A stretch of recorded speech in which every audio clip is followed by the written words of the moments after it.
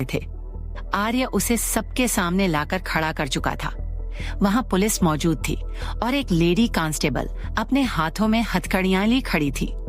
आर्य ने सारा की तरफ से मुंह फेरते हुए पत्थर जैसी सख्त आवाज में कहा, ले जाइए इसे, इसी ने मेरे डैड को मारा है। सारा खामोशी से उस इंसान को देख रही थी जिस पर उसने अपनी पूरी दुनिया से बढ़कर भरोसा किया था, लेकिन उसने एक पल के लिए भी उस पर यकीन नहीं किया। कहते हैं इंसान को सबसे गहरी चोट तब लगती है जब वह भरोसे और उम्मीद के साथ किसी के सामने खड़ा हो और बदले में उसे सिर्फ मायूसी मिले। सारा का दिल जैसे खून के आंसू रो रहा था। उसकी रूह तक दर्द से कांप उठी थी। वह बस आखिरी बार मिस्टर खन्ना को देखना चाहती थी। उसने पुलिस वालों की तरफ देखते हुए भर्राई हुई आवाज में कहा, मैं आखिरी बार अपने डैड से मिलना चाहती हूँ, प्लीज मुझे उनसे मिलने दीजिए। वह आगे बढ़ी ही थी कि आर्य ने उसकी कलाई पकड़कर उसे इतनी बेरहमी से झटका कि वह गिरने ही वाली थी, मगर युग कपूर ने आगे बढ़कर उसे संभाल लिया। आर्य ने दोनों को नफरत भरी निगाहों से देखते हुए कहा, मेरे डैड को देखने की हिम्मत मत करना। तुम्हें क्या लगता है ये आंसू बहाकर तुम बच जाओगी? तुमने जो गुनाह किया है उसकी सजा तुम्हें जरूर मिलेगी। तुमने मेरे डैड की जान ली है, मैं तुम्हें इतनी आसानी से नहीं छोड़ूंगा। सारा के वजूद पर जैसे एक साथ हजारों चोटें लगी थी। उसने कभी नहीं सोचा था कि उसकी जिंदगी उसे इस मोड़ पर लाकर खड़ा कर देगी। वह अपने डैड को आखिरी बार देखना चाहती थी, उनसे लिपट कर रोना चाहती थी, मगर उसकी हर सिसकी, हर दर्द, हर आंसू लोगों को सिर्फ एक ड्रामा लग रहा था। आज उसने वक्त को अपने सबसे बेरहम रूप में देखा था। जिसने असली गुनाह किया था वह खामोशी से तमाशा देख रहा था और जो बेगुनाह थी वह सजा भुगतने जा रही थी। सारा ने खुद को संभालते हुए आर्य के पास जाकर एक आखिरी कोशिश की।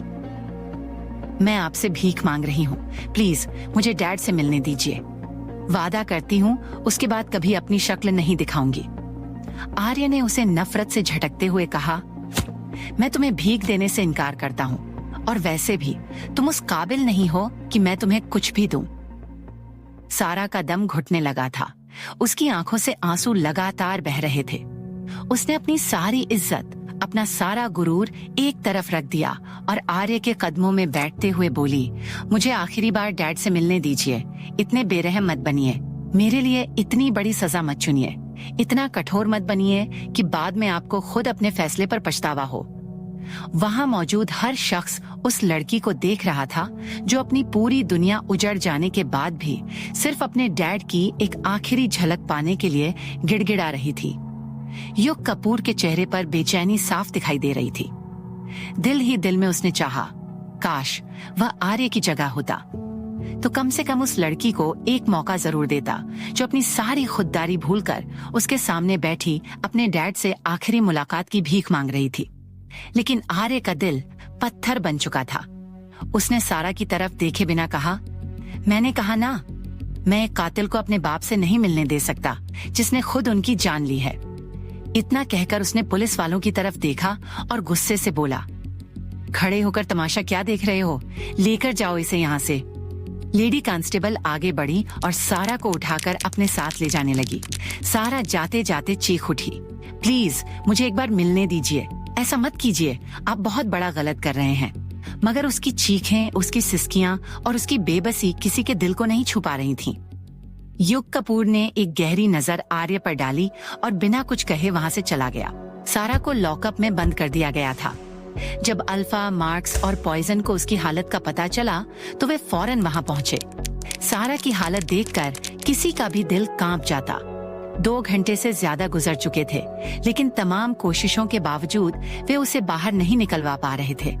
लुसिफर ने अल्फा को देखते हुए टूटे हुए लहजे में कहा, प्लीज कुछ करो, मुझे यहाँ से निकालो, मुझे डैड से मिलना है, मैं उन्हें आखिरी बार देखना चाहती हूँ। अगर मैं उनसे मिले बिना रह गई तो मैं टूट जाऊंगी, मेरा दम घुट रहा है, प्लीज कुछ करो।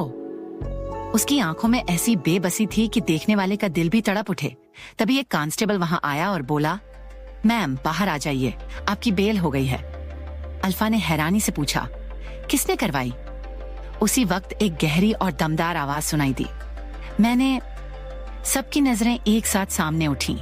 युग कपूर वहां खड़ा था, वह लॉकअप के पास आया, ताला खुलवाया और सारा की कलाई पकड़कर उसे बाहर लाते हुए बोला, इतनी लापरवाही अच्छी बात नहीं है सारा सिंह शेखावत, तुम अकेली नहीं हो, तुम्हारे साथ एक नन्ही सी जान भी जुड़ी हुई है, अपनी नहीं तो कम से कम उसका ख्याल तो रखो। लुसिफर हैरानी से उसे देखती रह गई। युग कपूर हल्का सा मुस्कुराया और बोला, मुझे ऐसे क्यों देख रही हो? क्या पहले कभी मुझ जैसा हसीन मर्द नहीं देखा? उसकी बात सुनकर भी लुसिफर के चेहरे पर कोई असर नहीं हुआ। उसने नजरें फेरते हुए कहा, लुसिफर, आपका यह एहसान याद रखेगी, वक्त आने पर जरूर लौट आएगी। युग कपूर कुछ पल उसके चेहरे को देखता रहा। रो रो कर उसकी आंखें सूज चुकी थीं। उसके चेहरे पर दर्द, तकलीफ और बिखराव साफ दिखाई दे रहा था। फिर उसने धीमी आवाज में कहा, वो तो तुम्हें लौटाना ही पड़ेगा, क्योंकि मैं किसी पर यूं ही एहसान नहीं करता।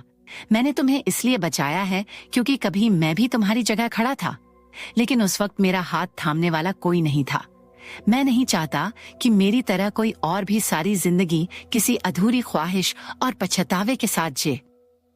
उसने एक गहरी सांस ली और फिर कहा, तुम्हें अपने डैड से मिलना है ना? मैं तुम्हें उनके पास लेकर जाऊंगा, लेकिन एक वादा करना होगा, वहां सारा बनकर नहीं, लुसिफर बनकर जाओगी। तुम्हारी आंखों से एक आंसू भी नहीं गिरेगा। तुम कमजोर नहीं पड़ोगी, क्योंकि जिस दिन तुम टूट गई उसी दिन लावण्या अपने मकसद में कामयाब हो जाएगी। लुसिफर खामोशी से उसे देखती रह गई। उसके दिल में एक ही सवाल उठ रहा था, आखिर ये आदमी है कौन जो उसके हर चेहरे, हर दर्द और हर किरदार से इतनी अच्छी तरह वाकिफ है? लेकिन उसने कुछ नहीं कहा, बस चुपचाप युग कपूर के साथ चल दी। एक लंबे सफर के बाद अल्फा, युग कपूर और लुसिफर श्मशान घाट पहुंचे, वहीं जहां मिस्टर खन्ना का अंतिम संस्कार किया जा रहा था। कार से बाहर निकलते ही सारा के कदम लड़खड़ा गए। ऐसा लग रहा था जैसे उसके पैरों में जान ही नहीं बची हो। सब कुछ इतनी तेजी से हुआ था कि उसका दिल अब तक इस सच्चाई को स्वीकार नहीं कर पा रहा था। आज पहली बार उसे एहसास हुआ था कि वह सच में अनाथ हो चुकी है। जिस इंसान को वह अपना सहारा समझती थी, जो उसके सिर पर साया बनकर खड़ा रहता था, आज वह हमेशा के लिए उसे छोड़कर जा चुका था। उसके कांपते हुए वजूद को देखकर युग कपूर ने फौरन उसे सहारा दिया और मजबूती से अपने साथ अंदर ले गया। उधर आर्य मिस्टर खन्ना को मुखाग्नि देने ही वाला था कि अचानक उसके कदम रुक गए। उसकी नजर सामने खड़ी सारा और युग कपूर पर जा टिकी। उसके चेहरे का रंग बदल गया। वह गुस्से में उनकी तरफ बढ़ने ही वाला था कि दो बॉडीगार्ड बीच में आकर दीवार की तरह खड़े हो गए। युग कपूर ने ठंडी मगर सख्त निगाहों से उसे देखते हुए कहा, मिस्टर खन्ना, यह मत भूलिए कि आप इस वक्त कहाँ खड़े हैं। उसकी आवाज में ऐसी चेतावनी थी कि आर्य चाह कर भी कुछ नहीं कर सका। युग कपूर सारा को लेकर मिस्टर खन्ना के पार्थिव शरीर के बिल्कुल करीब पहुंचा। जैसे ही सारा की नजर अपने डैड के चेहरे पर पड़ी, उसकी रूह तक कांप उठी। एक पल में उसके अंदर जमा हुआ सारा दर्द, सारी तकलीफ और सारी बेबसी जाग उठी। उसका दिल चीख चीख कर रोना चाहता था। वह उनके सीने से लगकर फूट फूट कर रोना चाहती थी। वह कहना चाहती थी कि वह बेगुनाह है। वह कहना चाहती थी कि उसने उनका कत्ल नहीं किया, लेकिन उसके होंठ जैसे सिल गए थे। उसे युग कपूर की कही हुई बात याद थी, वहां सारा नहीं, लुसिफर बनकर जाना। उसकी आंखें नम हो गईं, लेकिन उसने अपने आंसुओं को गिरने नहीं दिया। उसकी रूह बिखर रही थी, मगर वह खुद को टूटने नहीं दे रही थी। युग कपूर उसकी हालत समझ रहा था, इसलिए जैसे ही उसे लगा कि वह बिखरने वाली है, उसने आगे बढ़कर उसके चेहरे को अपने सीने में छुपा लिया। फिर अपने दोनों हाथों से उसे इस तरह थाम लिया जैसे किसी टूटते हुए इंसान को संभाला जाता है। यह मंजर वहां मौजूद किसी भी इंसान की नजरों से छुपा नहीं था।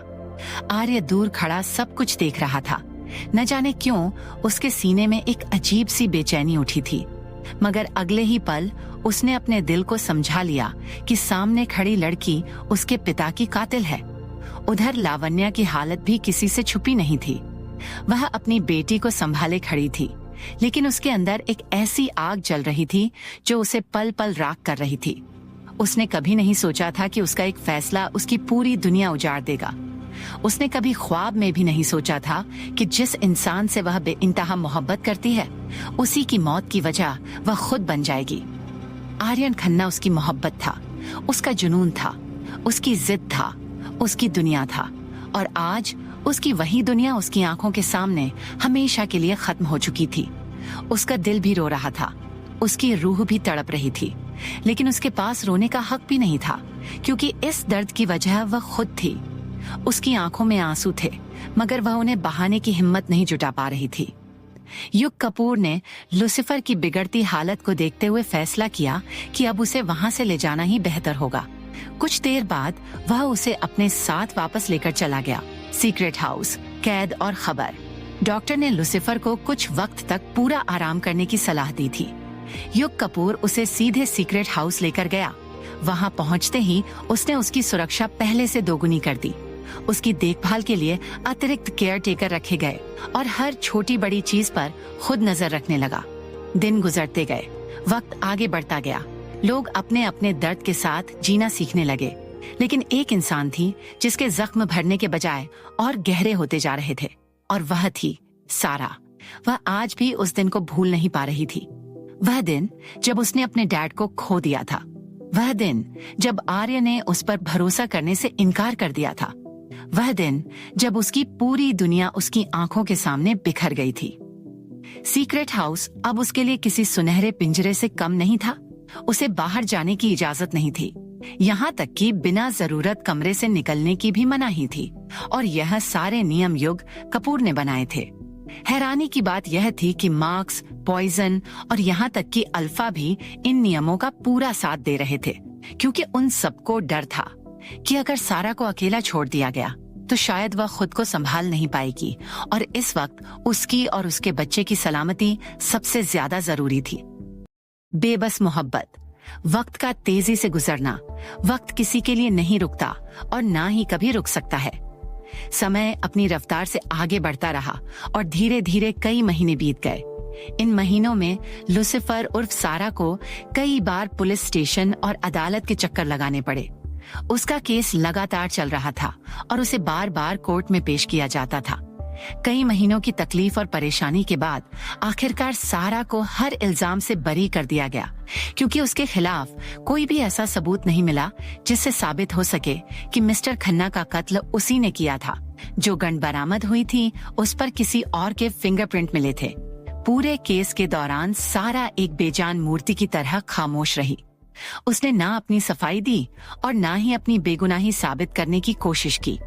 उसका केस शहर के सबसे बेहतरीन वकील ने लड़ा था, और वो वकील कोई और नहीं बल्कि युग कपूर था। युग कपूर अपने फील्ड का बादशाह माना जाता था। उसके लिए नामुमकिन को मुमकिन बनाना कोई बड़ी बात नहीं थी। उसने सारा का केस तो जीत लिया था, लेकिन शायद खुद को हार गया था। गार्डन में सुकून और एक नया प्रस्ताव। शाम का वक्त था, ठंड की शुरुआत हो चुकी थी। इन सब झंझटों से आजाद होकर सारा सीक्रेट हाउस के गार्डन में बैठी थी। बिना शॉल ओढ़े, नंगे पैर ठंडी घास पर रखे हुए वो किसी और ही दुनिया में खोई हुई थी। तभी पीछे से मार्क्स अपने हाथों में कॉफी लेकर आया। वो जो शॉल अपने साथ लाया था उसे सारा के कंधों पर डालते हुए बोला, आप बार बार क्यों भूल जाती हैं कि आप प्रेग्नेंट हैं? मार्क्स ने कॉफी अपने और सारा के बीच रख दी। सारा ने जैसे ही कप उठाकर होठों तक ले जाना चाहा, मार्क्स ने तुरंत उसके होठों को हल्के से छूते हुए कॉफी का कप उसके हाथ से ले लिया और बोला, आप इतनी लापरवाह क्यों हैं? डॉक्टर ने आपको साफ मना किया है कॉफी पीने से। सारा ने उसे घूरते हुए कहा, तुम मुझे मना कर रहे हो? मार्क्स मुस्कुराया, हाँ, मैं आपको मना कर रहा हूँ डॉल। लुसिफर के माथे पर हल्की सी शिकन आ गई। मार्क्स ने अपनी उंगली से उसकी शिकन को सहलाते हुए कहा, मुझे नहीं पता था कि जिस नाजुक सी लड़की को देखकर मैं पहली नजर में अपना दिल हार बैठा था, वो कोई साधारण लड़की नहीं बल्कि हम सबकी बॉस निकलेगी। आपका किरदार सच में कमाल का है। मुझे आज भी यकीन नहीं होता कि आप वही सारा शेखावत हैं जो मेरी स्टूडेंट थी। आपकी पर्सनैलिटी बिल्कुल अलग है। आप हमेशा मेरे सामने ऐसे पेश आती रहीं जैसे मुझे पहचानती ही ना हो। सारा ने सामने खिले गुलाबों को देखते हुए कहा, मुझे ऐसे ही जीने की आदत है। अगर ये सब ना हुआ होता तो शायद हम आज भी एक दूसरे की सच्चाई नहीं जानते। तुम कभी नहीं जान पाते कि मैं लुसिफर हूँ, क्योंकि मैंने उस पार्टी में तुम्हारा हर शक हमेशा के लिए खत्म कर दिया था। लेकिन मुझे क्या पता था कि वही पार्टी मेरी जिंदगी की सबसे भयानक रात बन जाएगी। मार्क्स यानी मानिक रंधावा उस मासूम सी लड़की को देख रहा था जिसने अपनी उम्र से कहीं ज्यादा जिम्मेदारियां उठा रखी थीं। वो हल्का सा मुस्कुराया। इसी को जिंदगी कहते हैं। कुछ भी हमारे प्लान के मुताबिक नहीं होता, और अगर हर चीज प्लान के मुताबिक होने लगे तो जिंदगी में मजा ही क्या रह जाएगा। सारा खामोश हो गई, जैसे उसके पास कहने के लिए कुछ बचा ही नहीं था। मार्क्स ने कॉफी का घूंट लिया और फिर उसकी तरफ देखते हुए कहा, प्यारी डॉल, क्या तुम मेरी गर्लफ्रेंड बनोगी? सारा, जो अब तक कहीं खोई हुई थी, अचानक उसकी तरफ देखने लगी। तुम होश में हो? ये कैसी बकवास कर रहे हो? मार्क्स ने पूरी गंभीरता से कहा, मैं बकवास नहीं कर रहा। मैं तुमसे प्यार करना चाहता हूँ, तुम्हें अपने प्यार का एहसास दिलाना चाहता हूँ। अब तुम्हारी जिंदगी में आर्य के लिए कोई जगह नहीं है, तो क्या तुम मुझे एक मौका नहीं दे सकती? सारा झटके से अपनी जगह से खड़ी हो गई। उसे पेट में हल्का दर्द महसूस हुआ, लेकिन उसने उसे नजरअंदाज कर दिया। मार्क्स, क्या तुमने रेड ईगल टीम ज्वाइन करते वक्त एग्रीमेंट साइन नहीं किया था? तुम्हें नहीं पता कि टीम मेंबर्स से प्यार नहीं किया जा सकता? मार्क्स ने उसकी आंखों में देखते हुए कहा, मैं लूसिफर को प्रपोज नहीं कर रहा, मैं अपनी प्यारी डॉल को प्रपोज कर रहा हूँ। क्या मेरी गर्लफ्रेंड बनना इतना मुश्किल है? सारा को न जाने क्यों गुस्सा आने लगा था। उसके शब्द उसे जहर जैसे लग रहे थे। उसने गुस्से से कहा, बस करो, मुझे अपनी जिंदगी में कोई मर्द नहीं चाहिए। मुझे ना किसी की गर्लफ्रेंड बनना है, ना किसी की बीवी, और ना किसी की कुछ और। अपनी हद में रहो। तुम्हारे सामने जो लड़की खड़ी है वो तुम्हारी बॉस है, और अपने बॉस से कैसे बात की जाती है ये मुझे तुम्हें सिखाना ना पड़े। मार्क्स ने उसके बढ़ते गुस्से को देखकर उसके हाथों को आहिस्ता से पकड़ते हुए कहा, इतनी पत्थर दिल क्यों बन रही हैं आप? प्यार करना कोई गुनाह नहीं है। मैं आपसे प्यार करना चाहता हूँ और इस बच्चे का भी ख्याल रखना चाहता हूँ। सारा हैरानी से उसे देखने लगी, फिर अचानक हंस पड़ी। मार्क्स उसे उलझन भरी नजरों से देखने लगा। सारा ने गुस्से से उसकी तरफ देखते हुए कहा, मेरे बच्चे के लिए तुम्हें तरस खाने की जरूरत नहीं है। मुझे समझ नहीं आता कि सबको इस बच्चे की इतनी फिक्र क्यों है। जिसका ये बच्चा है उसे इसकी कोई परवाह नहीं, और तुम लोगों का इससे क्या लेना देना है। फिर भी सब इसके पीछे ऐसे पागल हुए जा रहे हो जैसे ये तुम्हारी जिम्मेदारी हो। एक तरफ वो युग कपूर है जो किसी जुनूनी बाप की तरह मेरा ख्याल रख रहा है। ऐसा लगता है जैसे मेरा नहीं उसका बच्चा हो। मैं सांस लेती हूँ तो वो मेरी सांसों को भी चेक करता है कि कहीं उनमें कोई बैक्टीरिया तो नहीं। और दूसरी तरफ तुम हो जो इस बच्चे को अपना नाम देने के लिए उस औरत को अपनाने तक तैयार हो गए हो जो किसी की ठुकराई हुई उतरन है। मुझ पर और इस बच्चे पर तरस खाना बंद करो। मुझे ये सब चीजें जहर लगने लगी हैं। अब मानिक को भी गुस्सा आने लगा था। उसने मजबूती से सारा के दोनों कंधों को पकड़ते हुए कहा, तुम आज भी उसी आदमी के बारे में सोच रही हो? भूल जाओ उसे। उसकी उतरन समझकर खुद को किसी और को मौका देने के लिए तैयार नहीं हो, लेकिन वो तो आगे बढ़ चुका है। वो शादी कर रहा है, वो तुम्हें भूल चुका है। उसकी जिंदगी में तुम्हारी कोई अहमियत नहीं बची। भूल जाओ उसे और किसी ऐसे इंसान को मौका दो जो दुनिया की सारी खुशियां तुम्हारे कदमों में लाकर रख दे। सारा की आंखें एकदम बड़ी हो गईं। उसे ऐसा लगा जैसे किसी ने उसके दिल में नुकीली सुई चुभो दी हो। उसने हैरानी से पूछा, क्या कहा तुमने? वो शख्स शादी कर रहा है? मार्क्स को उसी पल एहसास हुआ कि वह जज्बातों में बहकर कुछ ज्यादा ही बोल गया है। जो सच युग कपूर कई दिनों से उससे छुपा रहा था वो आज उसके मुंह से निकल चुका था। वह कुछ कहता उससे पहले ही पीछे से युग कपूर वहां आ गया। उसने सारा को अपने पीछे करते हुए मार्क्स के सामने खड़े होकर कहा, तुम्हें समझाया था ना कि इससे कोई बकवास नहीं करोगे, फिर भी तुमने ये सब क्यों कहा? तुम्हारा दिमाग खराब हो गया है क्या? जानते हो वो किस हालत में है? उसकी प्रेगनेंसी का हर पल खतरे से खाली नहीं है। इसके बावजूद तुम उसे मेंटली टॉर्चर कर रहे हो। मार्क्स ने युग कपूर की तरफ देखते हुए कहा, मैं उसे टॉर्चर नहीं कर रहा। मैं उसे खुश देखना चाहता हूँ। मैं उससे मोहब्बत करता हूँ और अपनी मोहब्बत से उसके हर जख्म को भर देना चाहता हूँ। तभी एक भारी और तंज भरी आवाज वहां गूंजी, ओह, तो मेरा सुकून बर्बाद करके यहाँ गुलछर्रे उड़ाए जा रहे हैं। मेरी जिंदगी को वीरानियों से भरकर यहाँ इश्क लड़ाया जा रहा है। उस आवाज में ऐसा तनाव था कि तीनों का ध्यान उसकी तरफ चला गया और अगले ही पल तीनों हैरान रह गए। सामने आर्यन खन्ना खड़ा था। उसके साथ 2 बॉडीगार्ड मौजूद थे। आंखों पर ब्लैक गॉगल्स, फॉर्मल सूट और वही रौबदार अंदाज। वह किसी रियासत के शहजादे से कम नहीं लग रहा था। युग कपूर को उसकी मौजूदगी जहर जैसी लग रही थी। वहीं मानिक रंधावा के चेहरे पर भी साफ कड़वाहट दिखाई दे रही थी। लेकिन सारा, वो बिल्कुल कोरे कागज की तरह शांत खड़ी थी। आर्यन ने युग और मार्क्स को पूरी तरह नजरअंदाज किया और सीधे सारा की तरफ बढ़ गया।